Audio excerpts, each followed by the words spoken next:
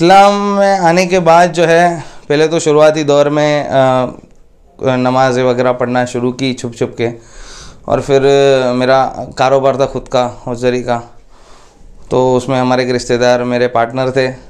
तो फिर उनको जैसे पता चला कि रोज़े भी रखता है, नमाज भी पढ़ रहा है, तो उन्होंने कहा भाई अगर तुम इस तरीके से करोगे तो हमारी पार्टनरशिप कंटिन्यू नहीं हो पाएगी।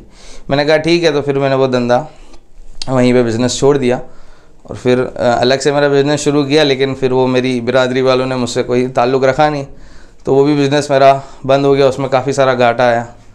उस दौर में मेरे वालिद साहब का भी इंतकाल हो गया और मैंने मेरे वालिद साहब को बताया भी था कि मैंने इस तरीके से इस्लाम कबूल किया, मुझे पसंद भी है।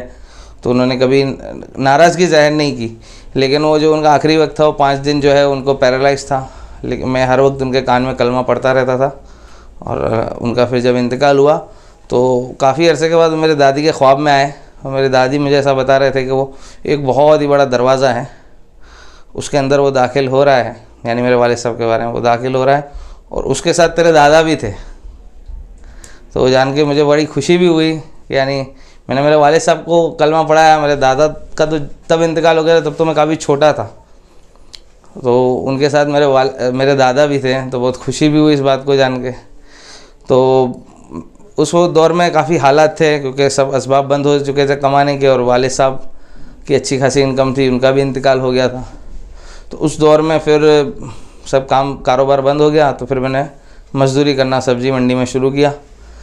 फिर एक वक्त ऐसा आया कि फिर अब जो मेरे मोहल्ले में रहना भी मुश्किल हो गया था, तो उस घर को मुझे बेचना पड़ा और मैंने फिर एक मुस्लिम एरिया में घर लिया, फ्लैट लिया, और उसमें कुछ मैंने लोन लिया था कि मेरा कारोबार जैसे चलता रहेगा तो मैं लोन चुकाता रहूँगा।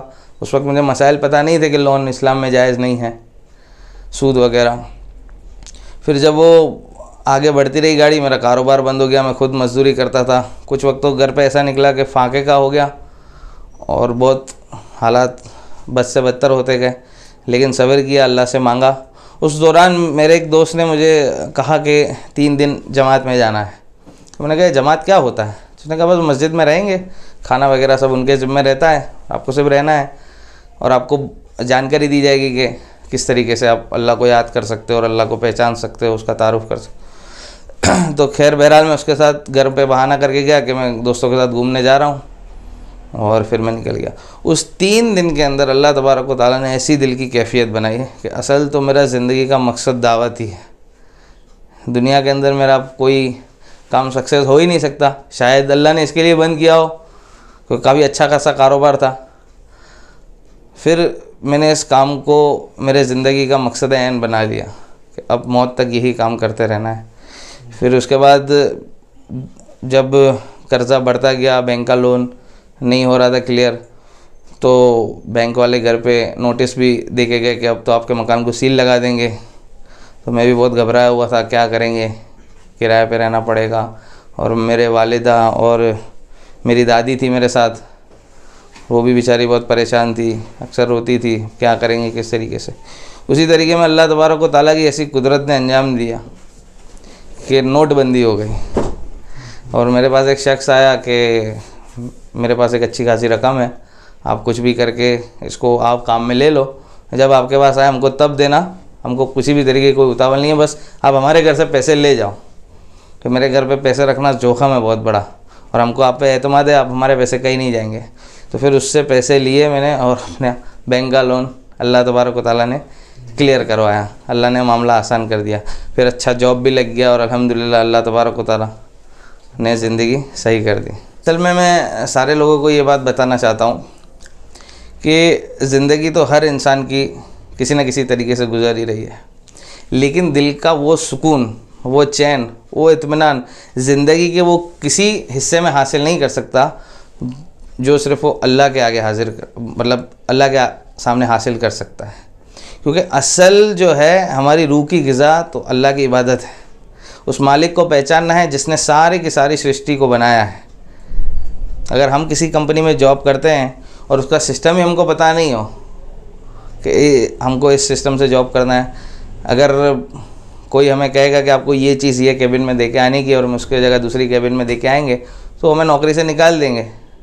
पहले उसका सिस्टम पूरा, जैसे कि कोई भी चीज़ हम ख़रीदते हैं तो उसका मैन्युफैक्चर साथ में आता है, उसका एक गाइड बुक आता है साथ में, और उसका इंजीनियर भी एक साथ में हमको सारी की सारी मैनुअल चीज़ें बताता है। मान लीजिए आप और मैं कोई कार खरीदने जाते हैं तो वहाँ पे उसका इंजीनियर भी बैठा होता है, और उसका जो है गाइड बुक भी दिया जाता है कि आपको इस तरीके से चलानी है रोड पे, इस तरीके से हाईवे पे चलानी है।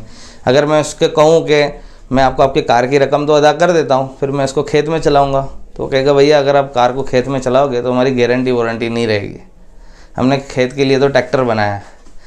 तो अगर हम अपनी ज़िंदगी की गाड़ी को खेत में डाल देंगे तो ऊपर वाले की तरफ से सारी की सारी गारंटी वारंटी ख़त्म हो जाएगी। और ये चीज़ तो सारे धर्मों के अंदर है कि जो मालिक है वो निराकार है, उसका कोई आकार नहीं है।